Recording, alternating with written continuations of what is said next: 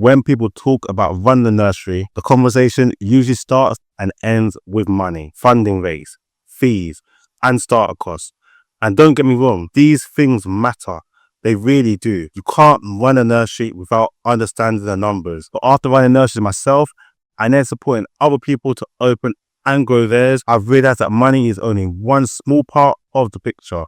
The real cost of running the nursery often has little to do with what's written in the business plan or on a spreadsheet. It's about what it takes out of you over time, emotionally, mentally, and personally. It's about the weight you carry when you're responsible, not just for a business, but for children, families, staff, and livelihoods. And that's the part people rarely talk about. Sometimes because they don't want to sound ungrateful, sometimes because they don't even realize it themselves until they're already deep into the journey. But that's what we're going to discuss in this video. But if this is your first time here, welcome to the channel.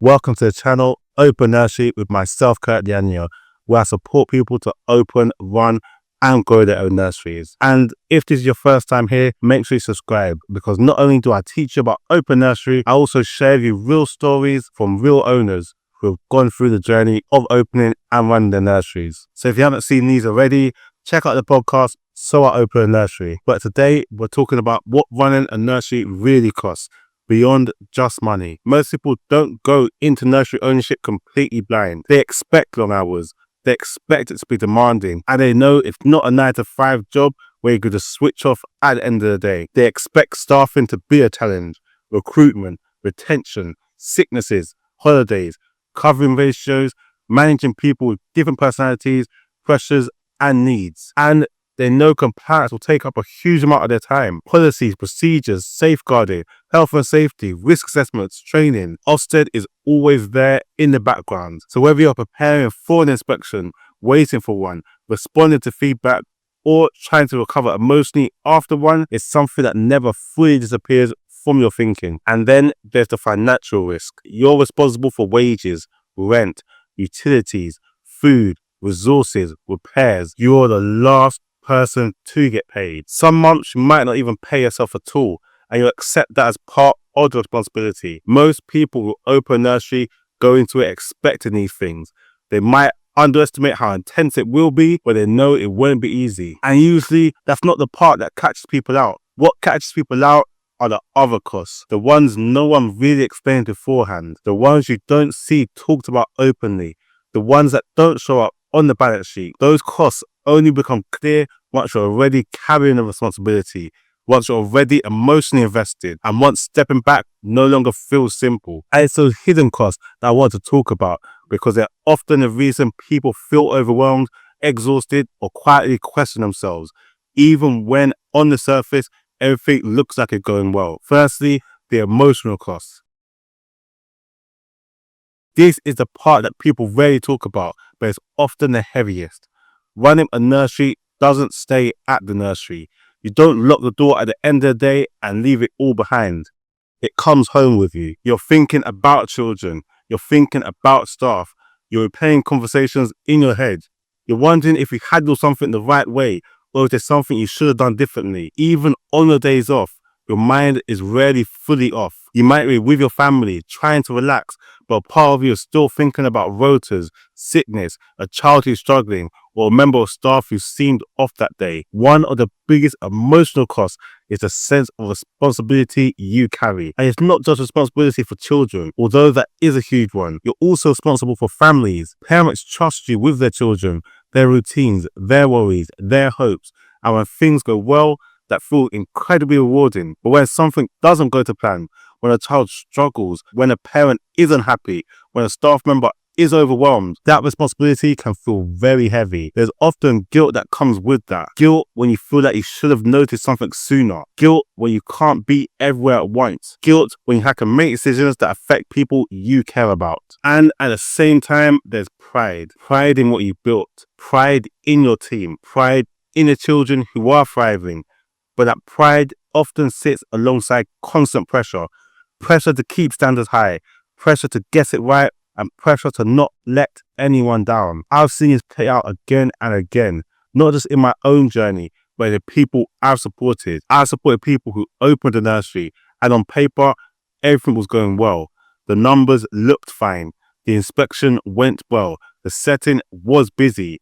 But emotionally, they were exhausted and quietly questioned themselves. I've worked with owners who passed their inspection and instead of celebrating, they just felt relief and they went straight back into worry mode. Not because they weren't grateful and not because they didn't care, but because the emotional weight never really lifted. And that's something a lot of nursery owners don't realize until they're already living it. You can love what you do, feel proud of what you built, and still feel emotionally stretched at the same time. Those things aren't opposites, they often exist together. The emotional cost isn't a sign that you're doing something wrong. It's a sign that you care deeply and that you're carrying more than people realize. Alongside the emotional cost, there's another layer that sits quietly in the background, and that's the mental load. It's the constant thinking, the constant decision making, the fact that even when nothing is actively going wrong, your mind is always working. Running a nursery means making hundreds of small decisions every single day. Some of them feel minor, but they add up. Who covers this room? How do we handle this parent conversation?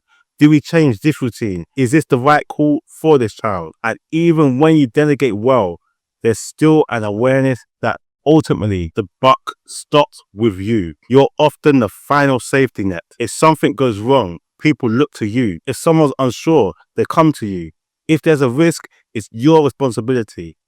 A big part of that mental load is absorbing stress so your staff don't have to. And you might stay calm on the surface, reassure your team, and keep things moving, all while inside you're holding all the uncertainty and pressure that comes with it. And because you don't want to create panic, you don't always share how heavy that feels. There's also this unspoken expectation to appear confident, even when you're unsure. You might be thinking things through, weighing up options, second guessing yourself, but outwardly, you feel like you need to project certainty.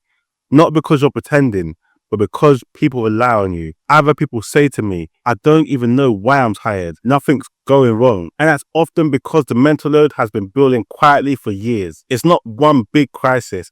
It's an accumulation of responsibility, the constant awareness, the fact that your mind rarely gets a proper rest. And because so much of this is invisible, people often don't recognize it as a real form of exhaustion. They tell themselves they should be coping better or they're just being dramatic.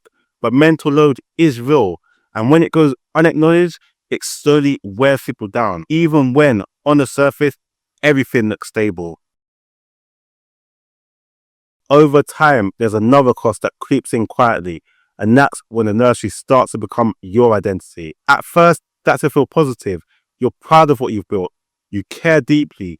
Your work means something, but gradually the lines can blur. You stop being someone who runs a nursery, and it starts to feel like you are the nursery. Your routines, your thoughts, even your sense of worth can become tied to how things are going at the setting. That's often when people start feeling guilty about resting. If you take time off, you feel like you should be doing something. If you slow down, there's a voice in your head telling you that you're falling behind. Even moments that are meant to be for you can start to feel uncomfortable because you're so used to being on. And when things change, whether that's stepping back slightly, scaling down, thinking about selling, or even just imagining life beyond the nursery, it can feel unsettling. I've supported owners who didn't realize how much of their identity was tied to their nursery until they thought about stepping back or selling. Not because they didn't care, not because they wanted out, but because so much of who they were had been wrapped up in what they were building. That can leave people feeling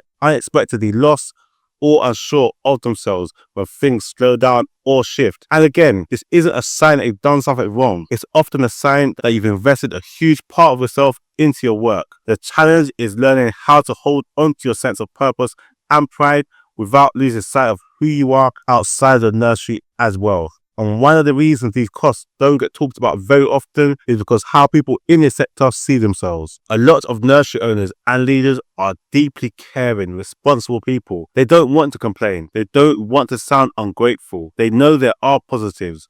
They know they chose this path and so they tell themselves they should just get on with it. There's also a lot of quiet comparison that happens. You look around and assume everyone is coping better than you are. You see other nurseries running, other owners smiling, and you think, maybe it's just me. So instead of talking about how heavy it feels, people keep it to themselves. A big part of that silence comes from not wanting to worry anyone else. You don't want to burden your staff with concerns they can't fix. You don't want to worry your family when they are ready to see how much you're carrying. And because you're used to being the one who holds things together, it feels natural to keep holding, even when it's heavy. There's often a belief underneath all of this that says, I chose this, so I don't really have the right to struggle. But choosing something meaningful doesn't mean it can't be difficult. Choosing responsibility doesn't mean you have to carry it in silence. What I see often is people carrying this quietly, not because they're weak, but because they're responsible. And when you start to see through that lens, it changes the story. It's not about resilience or toughness.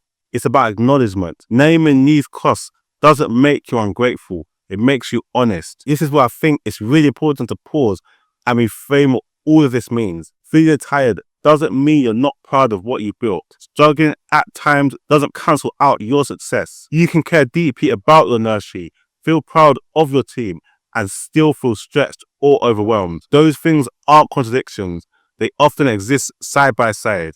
One of the biggest misconceptions in this sector is that if you're finding it hard, you must be doing something wrong. But in reality, the opposite is often true. People who feel the weight most are usually the ones who care the most. Another thing I see a lot is the idea that needing support somehow means failure. That if you were really capable, you'll be able to handle everything on your own. But from everything I've experienced, both in my journey and in supporting others, that simply isn't true. The biggest shift I've seen in myself and in others often came from having clarity, not from working harder, talking things through, seeing the situation clearly, understanding what actually needs your energy and what doesn't. When people have that clarity, things often start to feel lighter, not because the responsibility disappears, but because it's no longer carried alone or in confusion. Support doesn't take anything away from your strength in your capability. If anything, it often helps you reconnect with why you started in the first place. If any of this resonated with you, you're not alone. A lot of these things in this video, I'm even talking to myself. Running a nursery can be meaningful, fulfilling, and something to be genuinely proud of, but it comes with costs that deserve to be acknowledged. Naming those costs doesn't make you weak, it makes you human, and no one should feel that they have to carry it all in silence. I want to quickly end by saying that if you are a nursery owner, or you plan to be, I try to create as much support for you as possible. And one of those ways is through the Facebook group, Successful Nursery Owners. I'll post a link to it below. And in there, you can get support from other nursery owners going through the exact same journey. So I do hope it does help you to manage this. And as always, if you need any help, I'm always here for you. Feel free to drop a comment below or reach out to me using a link that's on the screen. I finally want to wish you all the best, and I'll see you on the next video. God bless.